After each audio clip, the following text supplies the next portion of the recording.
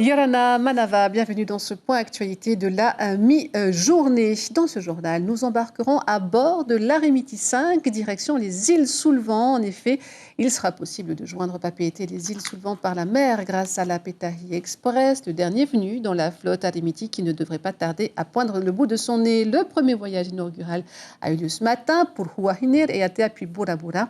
3 allers-retours par semaine sont programmés. Nous rejoignons en direct depuis Huahinir Heyar Itahiata et son invité qui ont embarqué.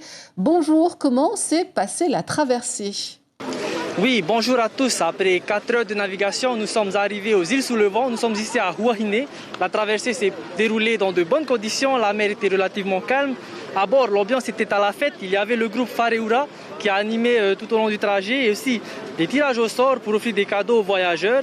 Un service de restauration était présent ainsi que des commodités nécessaires.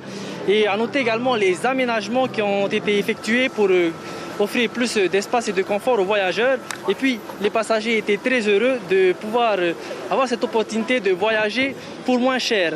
Nous sommes justement aujourd'hui avec le gérant de Petahi Express, M. Touanoua Degage. M. Touanoua, bonjour. Yarana. Comment est-ce que vous faites pour proposer des prix aussi attractifs ? C'est la capacité du navire, puisque le navire peut transporter jusqu'à 500 personnes.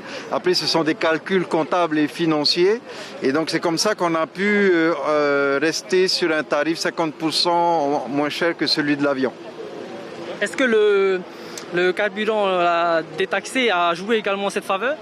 Oui, bien sûr, les armateurs bénéficient du fonds du FRPH qui permet de stabiliser le prix du carburant et forcément, pas simplement d'aujourd'hui, depuis de longues années déjà, ce mécanisme permet de garder les tarifs du transport à passagers et du fret aussi à un bon niveau. Question rentabilité à présent, combien de passagers il vous faut pour que ce soit rentable ? Alors, il nous faut autour de 250 passagers par voyage, c'est-à-dire à peu près 50% du remplissage du navire. Et en ce moment, c'est l'Arémiti 5 qui assure les rotations, mais c'est provisoire. Vous avez un nouveau catamaran qui est en préparation. Il sera opérationnel quand ? Oui, en effet, nous avons le projet initial, c'est un navire neuf, la Petahi Express, qui est conçu finalement pour la ligne des Raromatei qui est réputée difficile à cause du fameux Marahamou. Mais on a décidé, puisqu'on avait remplacé l'Arémiti 5 par l'Arémiti 6, en attendant la Petahi Express, de lancer l'Arémiti 5 sur la ligne des Raromatei pour ouvrir finalement la voie de la Petahi Express. Donc le navire devrait arriver d'ici courant 2023. Merci beaucoup, M. Degage. Donc, c'était M. Touanoua Degage, gérant de Petahi Express. Quant à nous, nous allons reprendre le bateau pour rejoindre nos prochaines destinations, Rayatea et Bora Bora. Merci infiniment, Rayali, pour tous ces détails. Justice à présent, un pacte de corruption. C'est de cette façon que le procureur de la République a qualifié l'entente entre des détenus et un agent pénitentiaire pour faire entrer des objets dans la prison de Noutania. Hier, les 4 prévenus ont été jugés en comparution immédiate devant le tribunal correctionnel. Le surveillant leur avait fourni 2 téléphones portables contre 100 000 francs. Le point épidémiologique avec 2 nouveaux cas, 7 hospitalisations et plus de 20 000 vaccinés ont reçu leur double dose. Les semaines à venir vont être cruciales comme ATN. La compagnie Airteti souffre économiquement de la crise sanitaire et du manque de touristes. Invité d'Ibrahim Benazi ce matin, Manaté Vaïvich a évoqué le manque de soutien financier d'État par rapport aux autres départements d'outre-mer. Selon lui, les collectivités ultramarines disposent de d'outils par rapport aux DOM en matière d'aide. On écoute un extrait.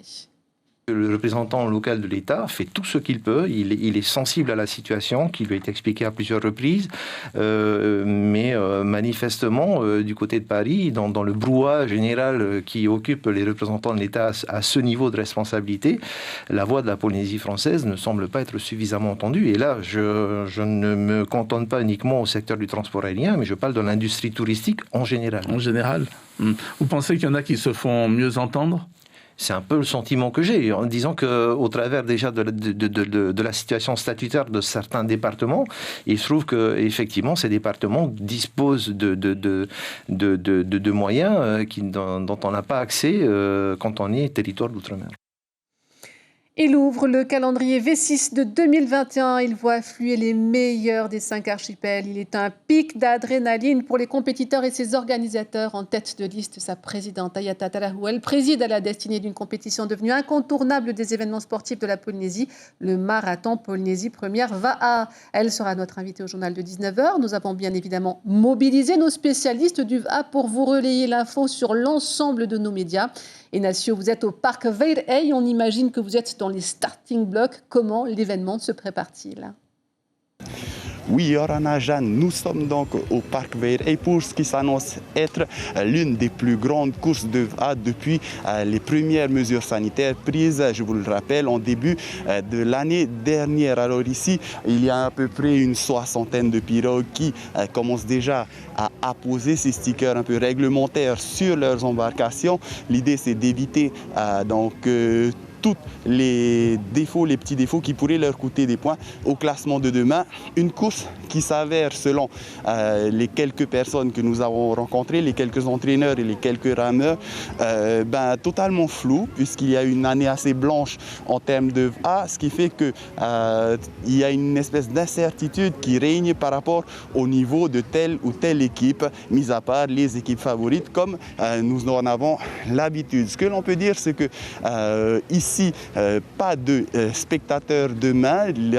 La course se déroulera à huis clos. Par contre, vous pourrez la suivre donc déjà en télé pour ceux qui ont le temps, sur Internet disponible tout le temps. Le live sera retransmis sur Internet et en radio pour ceux qui seront en voiture demain. Voilà, Jeanne, donc de gros enjeux par rapport au classement des clubs demain. Mais tout ça, vous pourrez le suivre en direct sur nos chaînes.